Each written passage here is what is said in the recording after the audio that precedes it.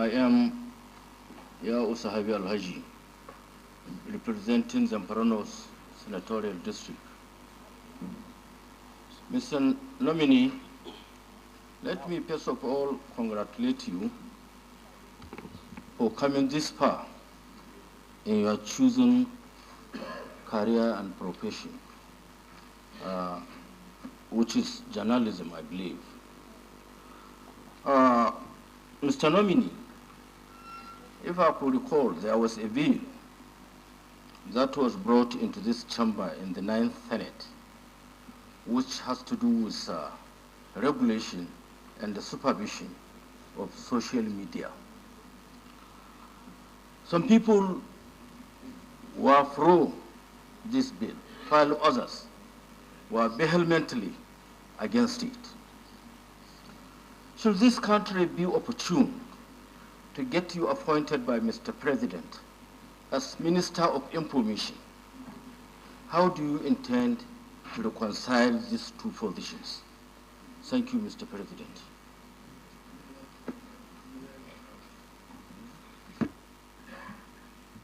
Distinguished Senator Cyril Fasui. Good afternoon, Senate President sitting as chair, distinguished colleagues. My name is Cyril Fasui, Ekiti North, the fountain of knowledge. Standing before you is a nominee from this fountain of knowledge, a very loyal, dependable, and responsible ally of the current president, President Bola Ahmed Tinubu. We call the nominee Ajiroba. The meaning of Ajiroba is one that waits to see the king. Standing before you is Ajiroba Dele Alake, very responsible, very dependable. We will open him up to any question you want to ask. Sorry, because we know he's responsible and is intelligent, ready to answer any question. And without much ado, I want us to know that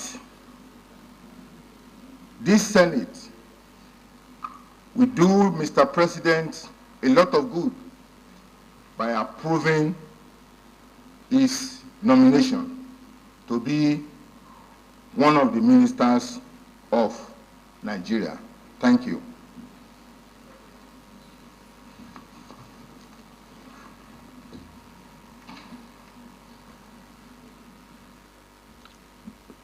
So in other words, the distinguished Senator Cyril Fasui from Ekiti. The Ekiti senators have no objection and they have no question to ask him. So in that case, let's concentrate on those who have questions that can enlighten Nigerians. Distinguished Senator Bongono.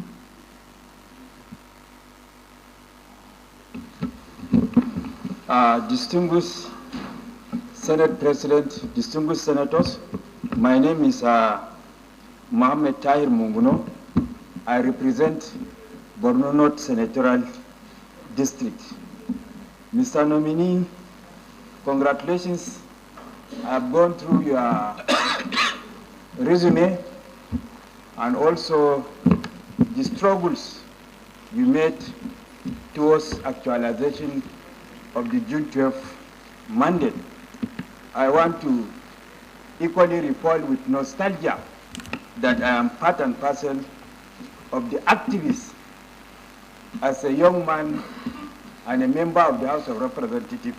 The late Chief MKO Abiola recruited about 3 of us to go to Cyprus to represent Nigeria as true representative of the people, not to allow Shonekon to go there as the head of Nigeria, but being true representative of the people. He paid for our fees to go. In fact, I'm traveling out of the country for the first time, first class. That time, we went to Cyprus to represent Nigeria, but unfortunately, we could not be allowed to attend the venue of the conference. We are not admitted, and we came back to Nigeria, just to show that I am part and parcel of the struggle for the actualization of the June 12th mandate. Well, my question is, there is a need for paradigm shift towards value reorientation in this country. Value reorientation in the sense that there is a need to make, more especially our young ones, to be patriotic, to be nationalistic in their outlook and thinking, and to think Nigeria first, the value of discipline in all our national endeavors and what have you. And then the agency that is charged with the responsibility of carrying out that mandate is the National Orientation Agency. Throughout my stay in the House of Representatives, I was privileged to have a glance at the budget of the National Orientation Agency. And their budget is not enough to carry out such a very sensitive responsibility that they have been charged to undertake. So, parabencho, looking at your resume, if Mr. President in his wisdom deems it fit to assign you the Ministry of Information and National Orientation, what steps are you going to take towards having a paradigm shift for the purpose of value reorientation in this country? That is my question. Thank you. The distinguished Senator Ningi. Thank you, Mr. President.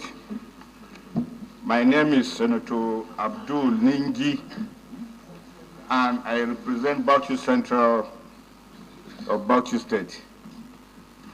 Let me welcome Mr. Dele Alake to this hallowed chamber. And I would like to say, personally, I thought Dele Alake is one of the very best appointee of this government, and I thought he is doing an excellent job in the villa. And for me, Dele Alake is a fresh breath of air. As a spokesman, I don't see him as an attack dog journalist, neither do I see him as a hawk. Mr. President, if I were the president of this nation, I would have allowed Dele Alake to continue to be his spokesman. But I am not the president, so I have no choice. Having said that, I would like to refer to you, Dele, to our Constitution, 1999 Constitution, as amended.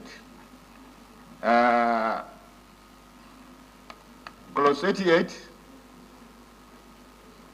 sub A and B. And I would like to, by the leave of the Senate President, to quickly read through. Now it says, subject to the provision of the Constitution, each house of the National Assembly shall have powers by resolution published in its journal and in the gazette of the federal government of the Federation to direct all calls to be directed on an investigation, one, on any matter, and the catchword is on any matter, all things with the respect to which the powers to make laws, and then B, the conduct of affairs of any person, and the catchword there is any person, authority, ministry or government, department, charged or intended to be charged with the duty of or responsibility of. I quickly rise to make those, to call those phrases of the Constitution, because in the last 2 decades or so, particularly the minister of the government, and particularly the head of NDS, do not understand this, neither do they appreciate it, neither probably they don't know. So as someone who is going to attend to federal executive meetings, because of your knowledge, your disposition, what will you say about this particular clauses?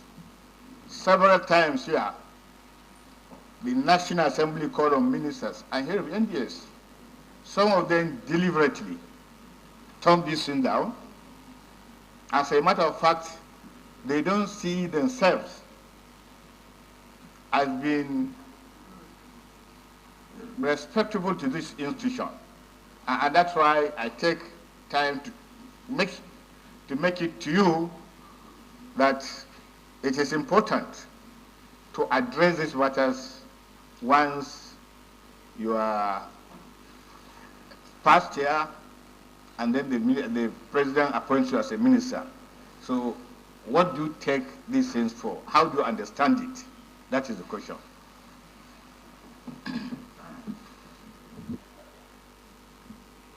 Distinguished Senator Tambua. Mr. President, sitting as chair, my colleagues, let me join my colleagues that have spoken earlier than me in congratulating Bon Dele Alake for your nomination to serve as Minister of the Federal Republic of Nigeria. And from your narration and the rendition you gave us of your journey and struggles in the development of our democracy, I can see that you have, to some extent, shared struggle, political struggle, and ideals, and possibly even coming from the same camp with the immediate past Minister of Information, Alhaji Lai Mohammed. What would you do differently from Alhaji Lai Mohammed, assuming you are tasked with the portfolio of Minister of Information of the Federal Republic of Nigeria? Thank you. I hope the nominee is taking record of the questions. Distinguished Senator Ismaila Kawu. Thank you, Mr. President, my dear respected colleague. I am Suleiman Abdurrahman Kawu Sumaila, representing Kano South Senatorial District. Mr. President, my dear colleague, I don't want to repeat myself, but I quite agree with the previous speakers congratulating the nominee, and thank you, Mr. President, of nominating one of the best hand, which I think he will, if he became the Minister of the Federal Republic of Nigeria, more officially his area, he will add value to the Nigerian development, or political development system. But I have a simple question to ask.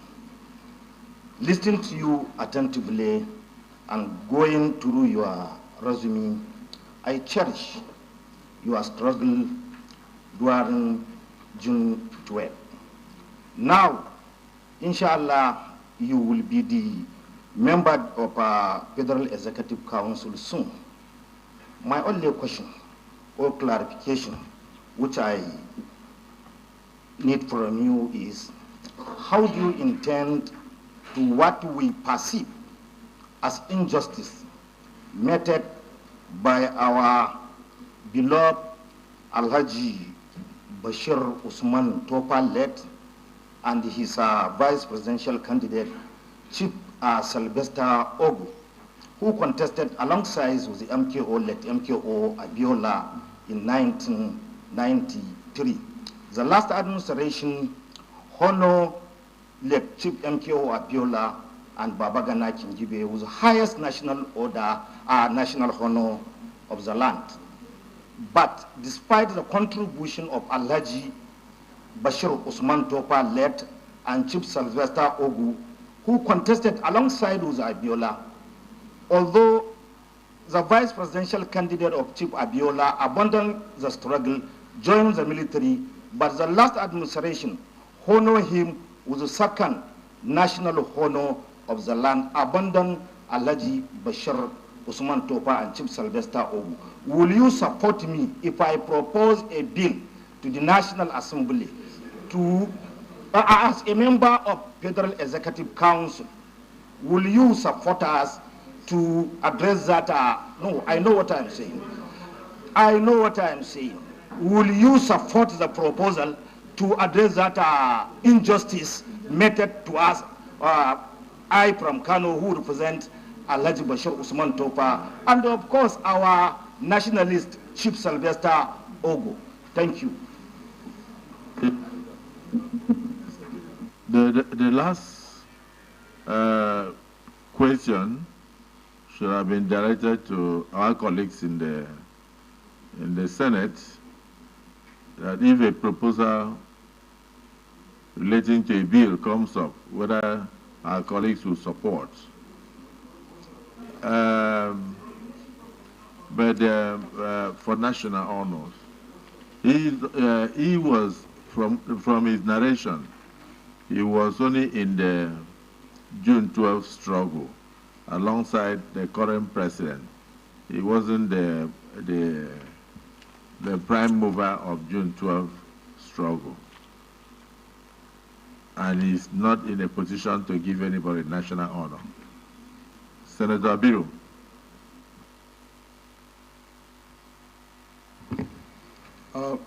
Thank you very much, Mr. President, sitting as the chair, and my distinguished colleagues. First, I would like to congratulate the nominee, described as the Ajiroba, as described by my colleague, Senator Cyril Fasui. That's Ajiroba Dele Alake. I want to congratulate him on his nomination as a minister of as a potential minister of the Federal Republic. And I also want to say that I was very much engrossed with his sense of history when he was making his presentation, and I fully support his nomination as well. And I also like to thank the President of the Federal Republic for giving us one of the best that we can find in journalism, an accomplished personality that we have right in front of us. Now, having been part of history, particularly in the last 40 years, and the evolution of our democracy, even at the point where it was terminated, and of course when it continued, what I would like to put across is for the nominee to share with us that how do we continue to protect and guard the democracy that has come to stay in Nigeria in particular, particularly given the circumstances around our sub-region. So I'd like you to share your thoughts around that with us. I support his nomination, and I plead with all our colleagues to please do support his nomination. Thank you, Mr. President, and my distinguished colleagues. I haven't really seen serious questions yet, but so I will just allow just maybe two more and then we can take him. I don't know, right now, with the leader, distinguished Senator Olare and Senator Abdul Fattah, and even Senator Sadiq, looking at that order, I think the leader, Ashiru, should be allowed to speak on your behalf. So ask question on their behalf.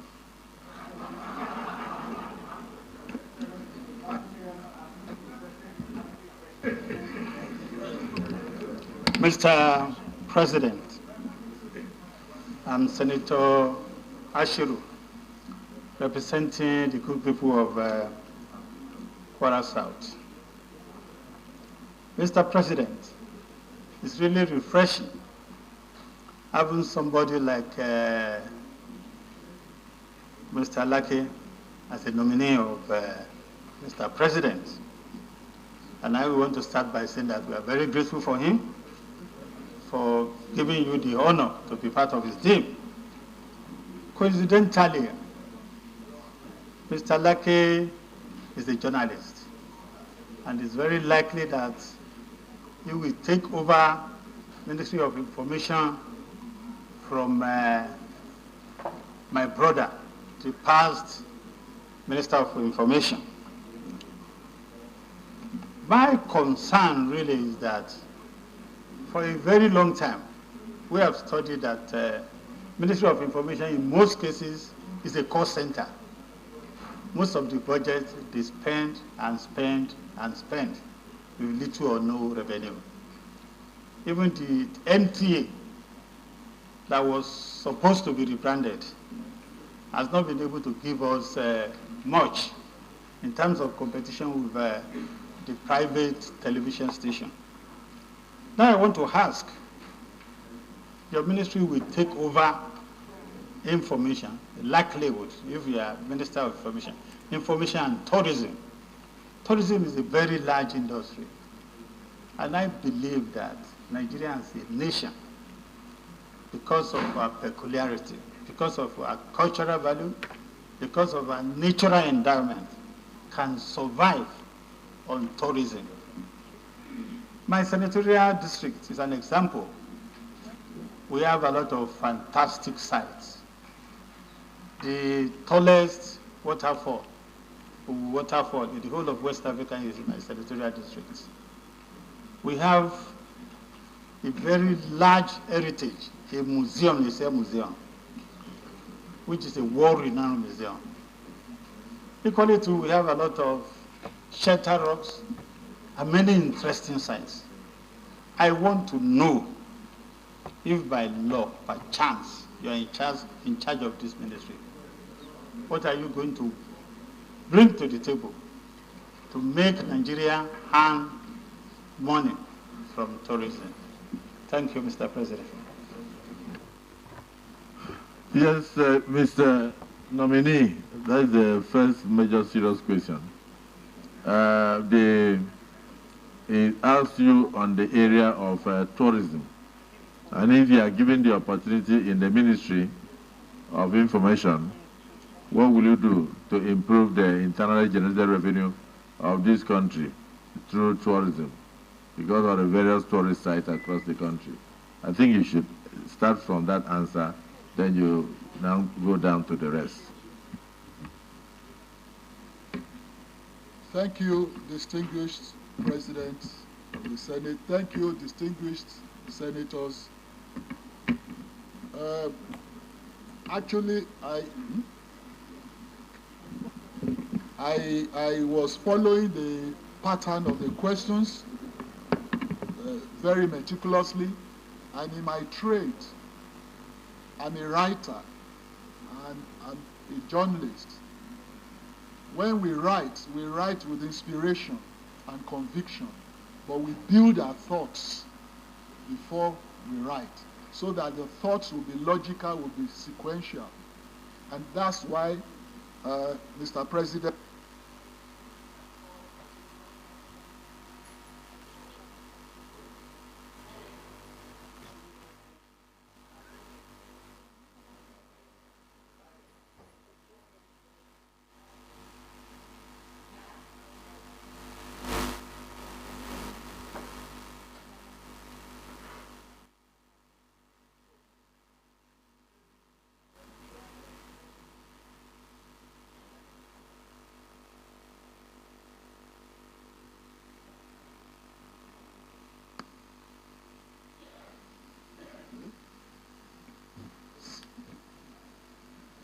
distinguished senators, actually the issue of tourism in Nigeria, with due deference to the opinion of the Senate President, has been very difficult. It's not difficult in my own estimated view at all, and in my considered opinion. And this I say with all sense of responsibility, given my modest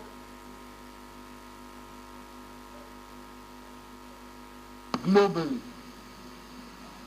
We need to examine the factors that contribute to enhancing tourism in any milieu. What are those factors? The very first one is security. Adequate security. We cannot talk of any meaningful development of tourism without security. It is when there is security that the economic development flourishes. And tourism is a factor, if not a variable, of economic development. So holistically, security is a sine qua non for any kind of development in any sphere of a society. My distinguished senator who asked the question did mention his area and the greatest or largest waterfall in West Africa. However, even for domestic tourists, there has to be peace of mind before you can decide to visit. Well, you must be fed adequately. You must have a means of livelihood before tourism. Tourism is tertiary factor of economic development. It's not the primary for a human being. A human being who wants to go and visit the waterfall, who wants to go and watch animals, who wants to do tourism generally, see sites, historical sites, must have been a little bit fed. And there must be security of movement assured. Elsewhere in the world, where people gravitate for tourism, there is a modicum of security. When you know that your lives and properties are secured, then you can go and watch animals in the bush. You can go to the Masai Mara in Kenya, into the Games Reserve, and watch animals and sleep in the bush because there is a feeling of security.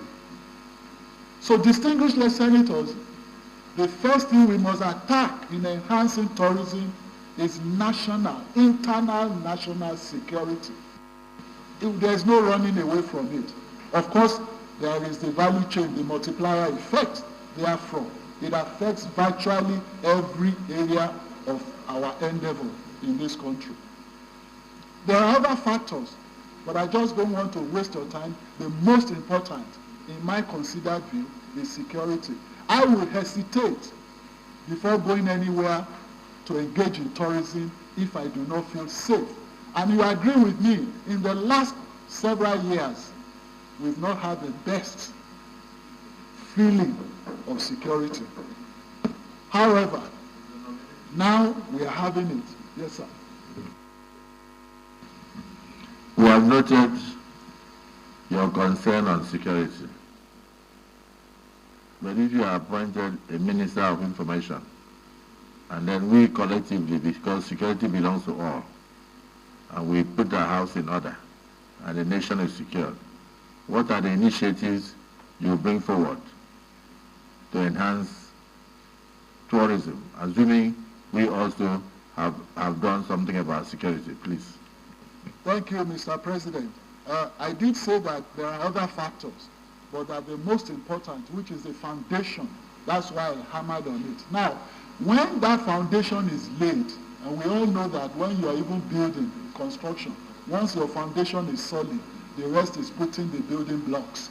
Now, those other factors are the building blocks. For instance, we need to put infrastructure around those tourism sites. It is important for any tourist, whether local or foreign, to have access even to the tourism sites. Take Ikogosi in Ekiti, for instance. If there is no very good access roads. It will be difficult for us to attract any. And let me also say here, Mr. President, that no matter the amount of advertisement and publicity you wrap around any other venture, if the most important ingredient of success for that venture is not treated, the advert and publicity will be a waste. That is why in my time, when our present governor was, present president was governor of Lagos State, I was his commissioner for information and strategy. And that is why we brought the issue of strategy into information management. It is not just information management per se. However, I'll come to that later. So if we are able to put in the right infrastructure, electricity, access roads, the personnel that would even service those tourism ventures, these are all important. And I'm sure I don't need to tell you that you've been all over the world to tourism sites. You've seen the courteous nature of the tourism personnel or the sites personnel. They need training. We have to bring training on board for all our tourism ventures and sites. We have to put in the infrastructure. The infrastructure is not just the roads. I also mentioned the electricity, even the structures, even those sites, the way we design the sites. There's one place in. So now you have mentioned the things that need to be done for tourism to work. But you have not mentioned the initiatives that you are going to bring to bear, because you are not the one that will do the infrastructure. You propose those things to the Federal Executive Council. Please attempt to answer the question of distinguished Senator Tambua and distinguished Senator Nengi, if you noted them down, so that we can now look at your colleagues, no, not your colleagues, we can look at your senators from Ekiti, Adaramodu, and the Senate leader, so that way, yes, I noticed that if you notice the way I'm going, I would like a situation whereby we have a spread. So we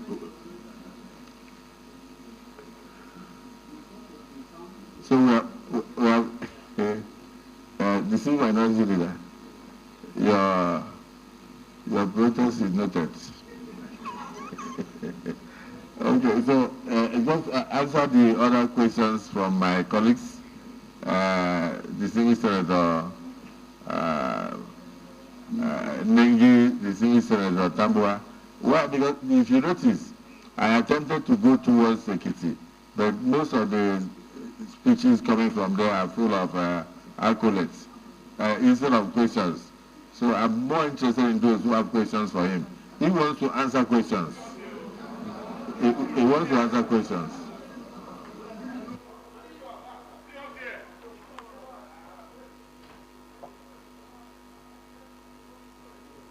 Mr. President, sir. Exactly. So I need to start from the beginning. Yes. You're talking to him. I want to address him. I don't know which ones they asked. Their names are not there.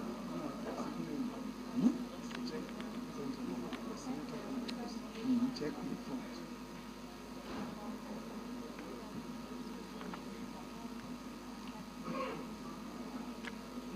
I don't know which one Tambu asked. I just wrote the questions. Mr. Senate President, sir, I wrote down the questions.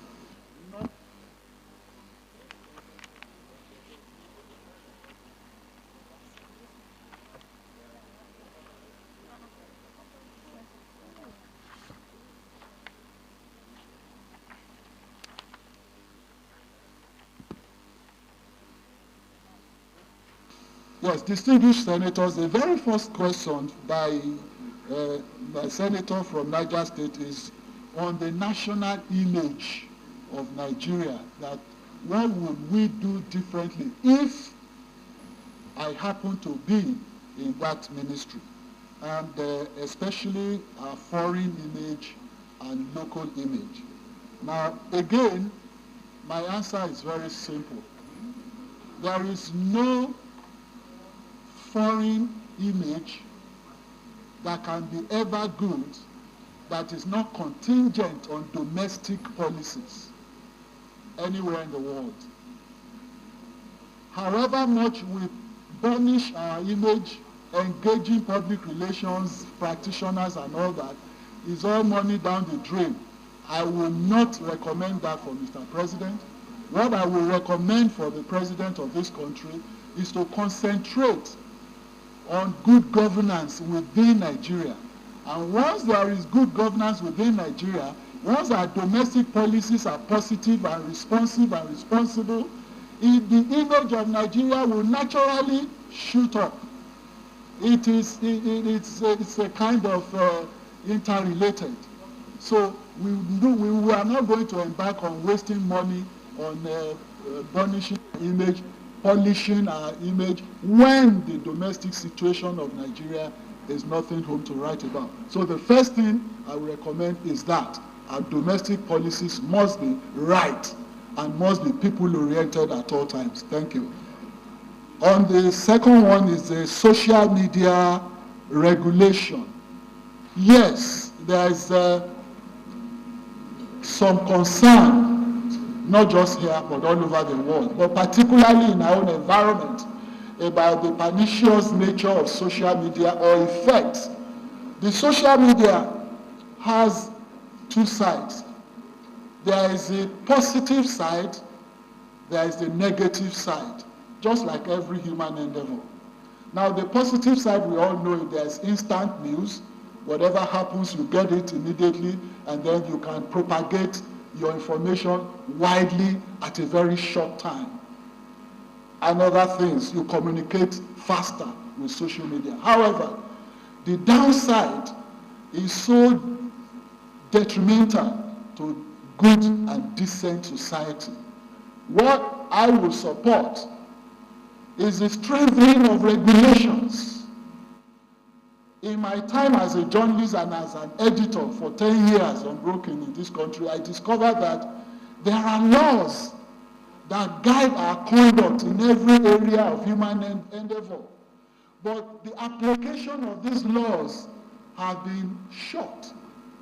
In fact, even victims of libel cases, of aspersions, of defamation and all kinds of negative things in the media hesitate to also apply the law against the culprits. I have been on the editor's chair for several years, and the most important point to an editor is to avoid litigation. But the receiving public may not know it. But the public will not also seize the opportunity of applying the full weight of the law when there is infraction by any medium, whether social media or the newspaper or online or electronic. So I will recommend a strengthening of our regulations and application of those regulations.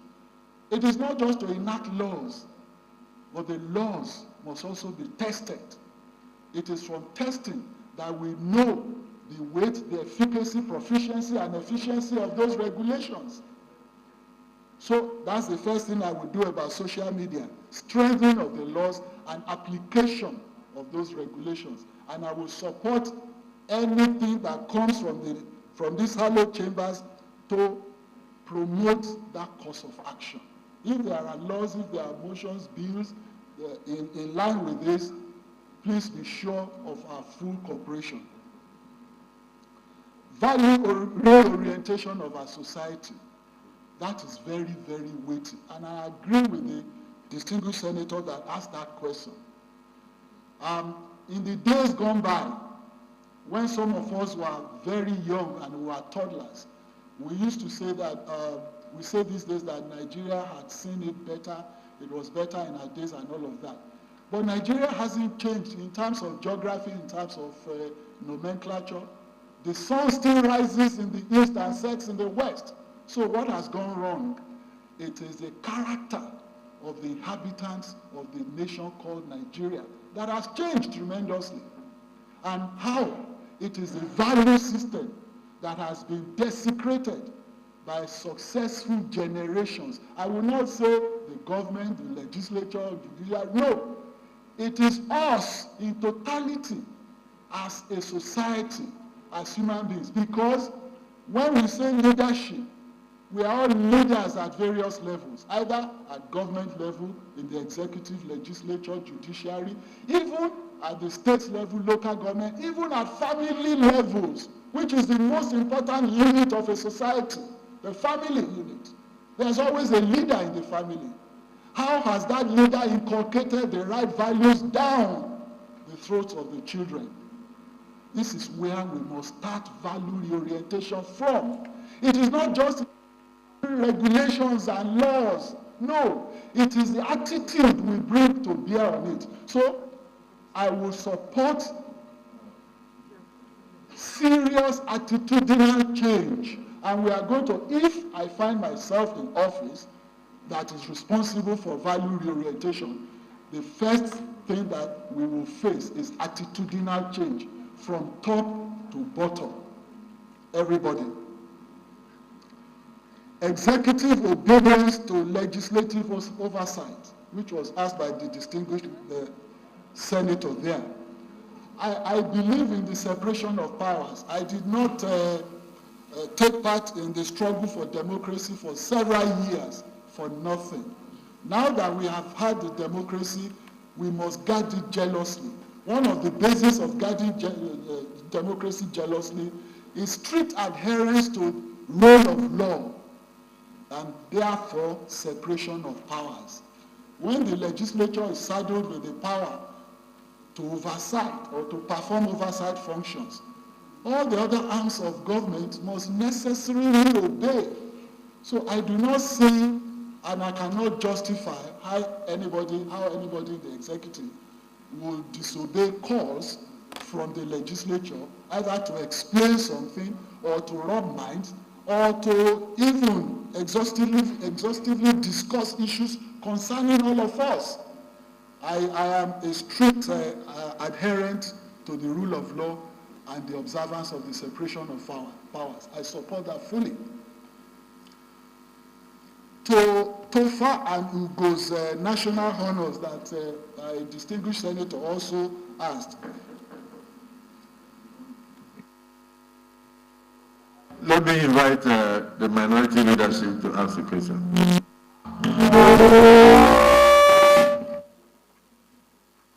Thank you, Mr. President of the Senate, sitting as chair, distinguished colleagues. Mr. President, my name is Simon Watkon. I'm from Plateau State, and I represent Plateau North. Mr. Nominee, a lot of accolades have been showered on you, and from your CV, you have done incredibly well for Nigeria, especially the struggle for democracy. And I'm convinced virtually every senator here knows that. Seated as senators here, the issue of our political parties is secondary. We are senators of the Federal Republic of Nigeria. I'm saying this because of the question I want to ask you. And therefore, any question coming from me should be taken that is coming from the Senator of the Federal Republic of Nigeria, not as a minority party senator. We all have equal status here. Like I did tell the Senate President, one day he may be seated here and I'll be there. My question is that, I heard you, sir. You said, as a writer or as a journalist or an image maker, you speak out of inspiration and conviction. You don't just say anything. You must have the inspiration and you must have been convinced that what you are saying is the right thing.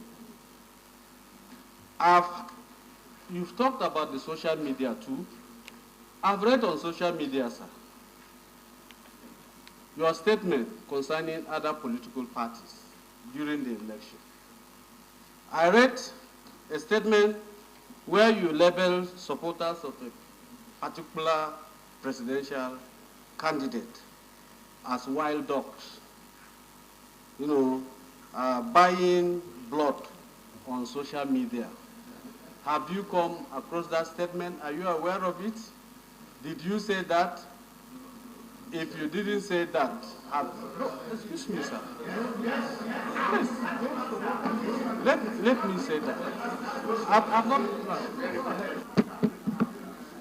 Yeah, the minority leader, two things. Number one, you say one day that you will come and sit here. And then I will come and sit there. But you have forgotten that I sat there before I came here. That's number one. Then number two, to try and avoid campaign issues. Campaigns are over. We are now in governance. That is why once you pass through that door, you are coming into the Senate of the Federal Republic of Nigeria. And you started well by pointing out that you are not asking questions on behalf of political party or on behalf of minority or majority. You are asking questions as a senator of the Federal Republic of Nigeria. That means your questions must be nationalistic and not partisan. So, but because of the fact that you are a leader, the chair continues to protect you. So go on. Thank you, Mr. President. Secondly, sir, we know that. Yes, I'm asking another question.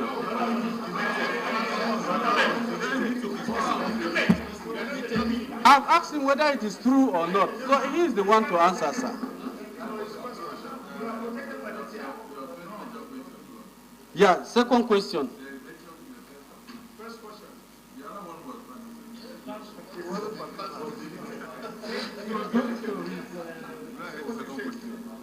The second question, sir.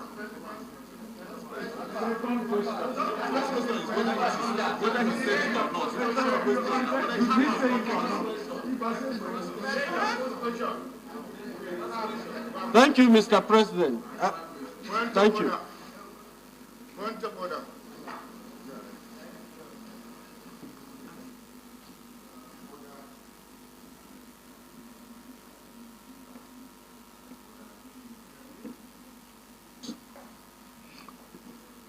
Your mic. Oh. Senator Muhammad Adamu Aleru is my name, representing Kebbi Central. Mr. President, Order 55, with your permission, I will read. When a senator is speaking, no senator may converse aloud or take any noise or make any noise or disturbance to interrupt him. Mr. President, there are so many interruptions, particularly from the other side.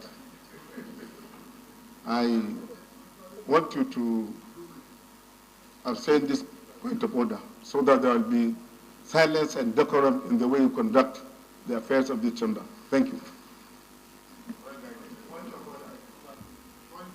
The point of order is sustained. The leader of the Senate. Thank you, Mr. President. Michael Okwemi, Bamidele, representing PDPD Central. I have come under Order 12, Order 55 specifically, Order 12. And it's important that this is stated. No senator may interrupt another senator while speaking, unless, and that's my emphasis, unless 12A, to call attention to a point of order or privilege and suddenly arising. 2, to call attention to the want of a quorum C, to call attention to the presence of stranger. D, to move a closure motion or to move that the business of the day be called on. Mr. President, the reason I also had to raise this point of order is that Order 55 from subsection 1 to 12 are clear as to the code, the mode of debate on the floor. And while a senator must be listened to in silence and no other senator must interrupt him, our order also, our rules have made arrangement or provisions for situations in which even a standing senator, a sitting senator, may be interrupted. That is stated in our rules. The issue at stake was that the minority leader was raising questions that bordered on campaign. This had happened several months ago. And if we are here as senators of the Federal Republic of Nigeria screening ministerial nominees, we are not supposed to bring in issues that had come and gone. Political parties contest under tension. Thank you, sir.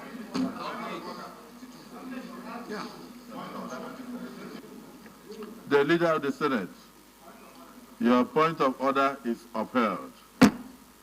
The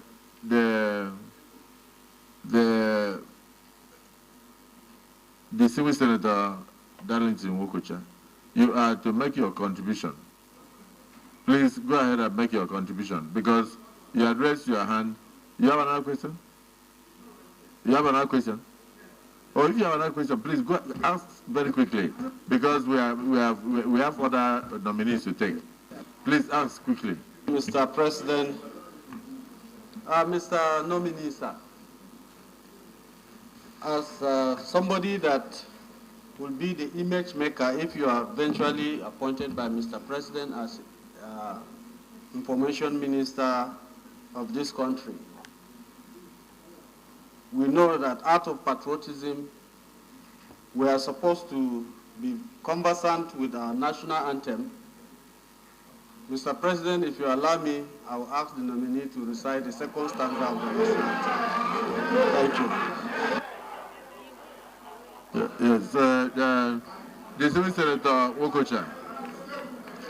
Not point of order, your contribution. Just ask the question, please.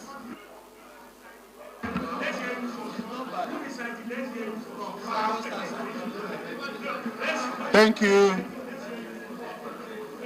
Thank you, Mr. Senate President. And dear colleagues, my name remains Darlington Wokocha. I represent the entire Nigeria, but Abia Central in particular. Mr. Nominee, I want to welcome you to the floor, but I want to make special reference to your resume. Page 5, item 5. Mr. President, may I read? The item 5 says that you introduced the first ever Bill of Freedom of Information in Nigeria into the Lagos House of Assembly and went as far as conducting the first ever public hearing on the bill in Nigeria in 2005. That's barely 18 years ago. But I want to make reference to a certain provision in the Constitution, which I want you to take to recognize perfectly well. You have been in the media and information and communication space for decades. You may very well be well familiar with Section 22 of 1999 Constitution as amended of the Federal Republic of Nigeria to the fact that the press, the radio, television, and other agencies of the media shall at all times be free to hold government of the day to account for Nigeria people. We all witnessed how state authorities guard some media organizations in the last administration. How would the press freedom, considering that 18 years ago what you did, be guaranteed at the national space? I actually thought you were about to to give us examples of what happened in the First and Second Republic, that there were public hearings. And then you would have challenged him. But thank you for agreeing with him. Distinguished colleagues, there is the leader.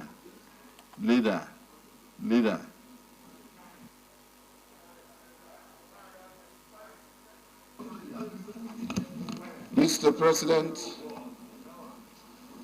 contrary to expectation, my point of order is not by extension of time. I will do that in another 3 minutes. My point of order, sir, is Order 52, sub 4. And the reason it's important that I make this clear is that if I have your permission to read, sir, I would like to read. Mr. President. Order 52, sub 4.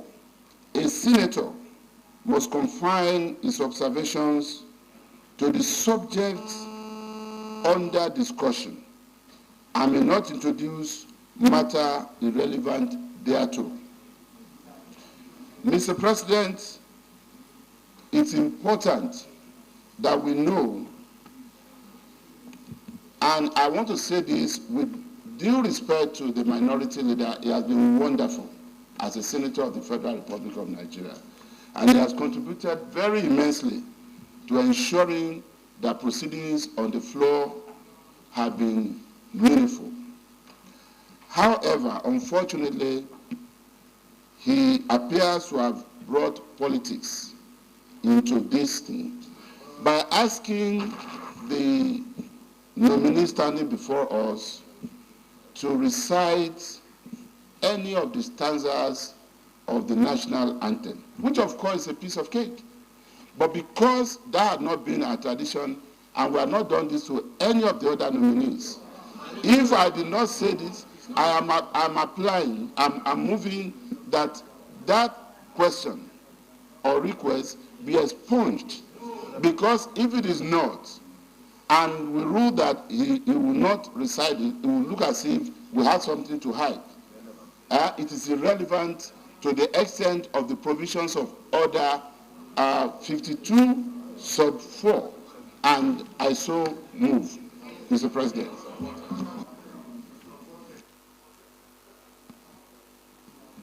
Your point of order, in fact, even if you ask me as the Senate President to recite the second stanza, I'll do it offhand. It is expected that every adult in Nigeria has the stanzas in his heart. Every adult. We are here to do serious business of how to move this country forward, and then to ask the nominees what they'll bring on the table to assist us to get out of the current cauldron. It is not necessarily to sing songs. So your point of order is sustained. Senator Jimikuta. Mr. President,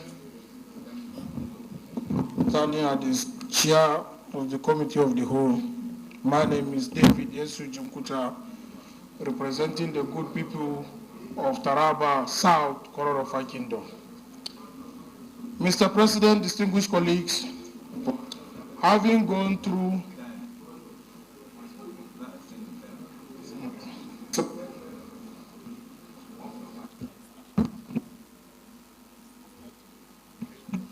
Mr. President, I rise under Order 8, sub 3, to move for an extension of time to enable the Senate sit beyond 2 p.m. so that we can finish all items on our order paper. I so move. Minority Leader. Thank you, Mr. President, distinguished colleagues. I rise to second the motion moved by the Leader of the Senate. I so second. Distinguished colleagues, the motion has been moved and seconded that these proceedings be extended beyond 2 p.m. Those in support of the motion say aye. Those against say nay. The ayes have it. Yes, Senator Jimikuta. And immediately after Senator Jimikuta, I would like to end with Ekiti. So I'll go back to either Senator Adaramodo or the Senate leader. But the Senate leader has spoken enough. So Senator Adamodu, after Senator Jimikuta, you say something, then he will answer so that we can go on to the next nominee. Thank you, Mr. President. David Jimkuta, representing the good people of Taraba South, the headquarters of Kororofa Kingdom. Mr. President, having gone through his resume, I want to beg my distinguished colleague for the nominee to take a leave of the Senate. Thank you, Mr. President.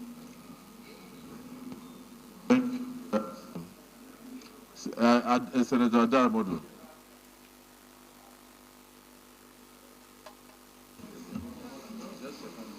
Thank you. Yes, I will. Thank you, Mr. President, sitting as chair of the Committee of Whole. I'm Yemi Adaramodu, Senator from Ekiti South and from Ekiti State. In seconding the motion moved by my colleague, Senator Jimkuta, that the nominee who has answered very seriously and positively and progressively the questions posed to him. Ordinarily, I'm from Ekiti State. Not only that I'm from Ekiti State, he's from the other constituency, which I even represent in this hallowed chambers, that is the media. And we can see him. He's a media legend, he's a media avatar. He has been on it for a very long time. And when we look at the resume, we will be convinced that it's going to do a human. And then we even say it, that the taste of the pudding is in the eating. In Lagos State, with our president, as he was then the governor of Lagos State, Mr. Dela Alake was the mouth, he was the trumpet that made all the human, all the feats in Lagos State to be known by Nigerians. And if we give him a bigger trumpet to blow in Nigeria, in that wise, it's going to make Nigeria very proud, and it's going to blow the feet to the world, to the global space. And finally, he's from the land of honor, Ekiti State. He's an ambassador of honor, and he's not going to renege on that. I will even put it to him that the National Orientation Agency must be revived, because gone were those days when we were hearing, if you are a teacher, teach well.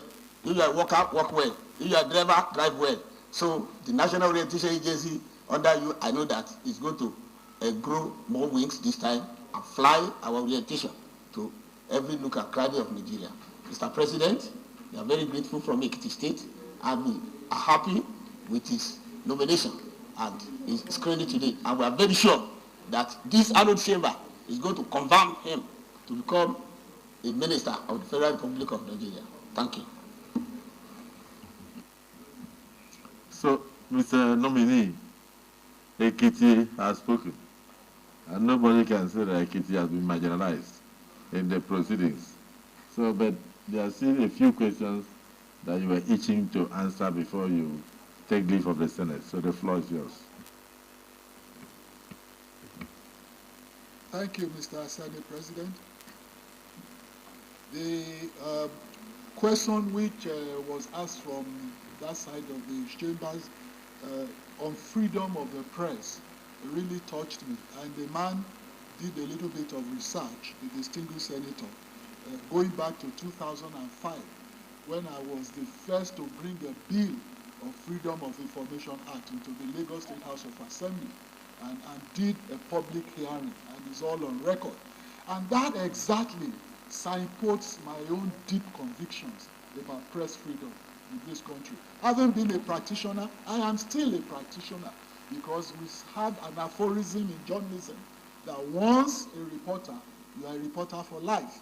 And so I remain a reporter. And so the ideals, the tenets, the principles, the norms, and the mores of that profession, I am one of those who uphold it, who will uphold it assiduously with every sinew in my veins to make sure that press freedom is sustained in this country. However, to every privilege, there are responsibilities. I am not advocating an absolute press freedom without responsibilities. And I had a cause to say to some group of media men just a few days back that those of us who are gatekeepers, editors, managing directors, and all that, the gatekeepers have an onus on them. It behoves on them to regulate whatever comes out for the sanity of our society, because information is power. When information is irresponsibly purveyed, it can lead to cataclysmic events and destruction, chaos, social anomie in the society. So I am very, very vehement on responsibility aspect of the press, and I will uphold it to the very last atom of my breath. Thank you.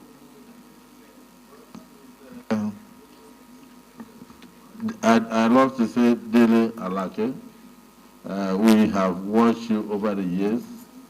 We don't have any doubts about your capacity to handle any portfolio that your boss and our dear president may decide to endow you with. So we are happy with the enlightenment that you have received from the Senate and the enlightenment that you have also given to us. You may now take leave of the Senate.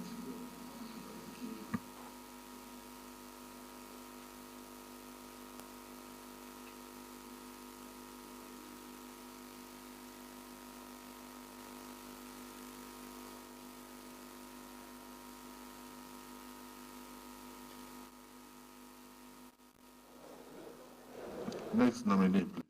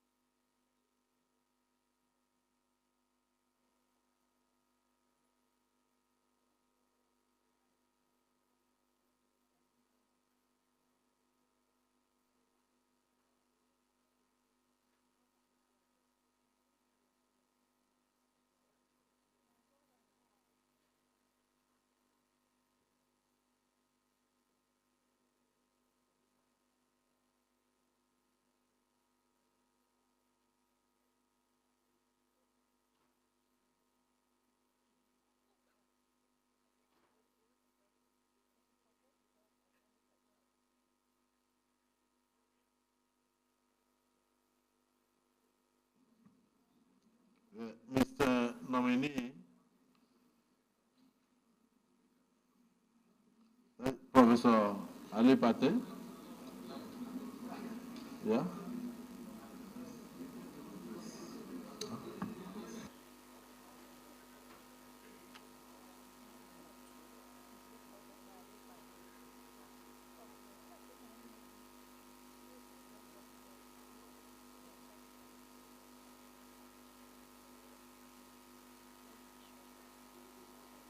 Distinguished colleagues, we have before us another nominee of Mr. President, Alhaji Mohammed Idris. Welcome to the Harrow Chambers of the Senate. If you have something to add to your CV or a summarized version of your resume, you may do so and thereafter answer a few questions from the distinguished senators. The floor is yours. Thank you, Your Excellency, the President of the Senate, Your Excellency, the Deputy Senate President, and other leadership, members of the leadership of the Senate, distinguished senators, this is an uncommon privilege to be nominated by Mr. President to offer services to our great nation. Let me place on record